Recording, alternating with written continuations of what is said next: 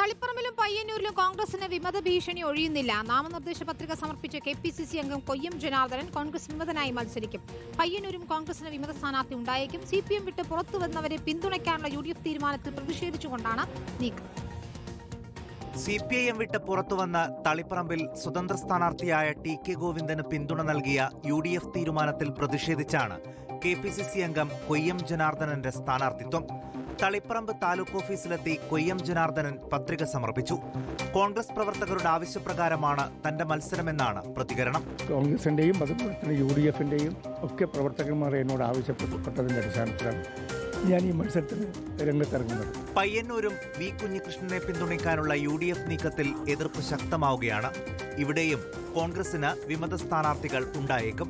അതേസമയം നിലപാട് കടുപ്പിക്കുകയാണ് യൂത്ത് കോൺഗ്രസും. UDF തീരുമാനത്തിനെതിരെ KC വേണുഗോപാലിന് സംഘടന കത്തയച്ചു. വിമതരെ അനുനയിപ്പിക്കാനുള്ള തീവ്ര ശ്രമത്തിലാണ് കോൺഗ്രസ് നേതൃത്വം. റിപ്പോർട്ടർ, കണ്ണൂർ.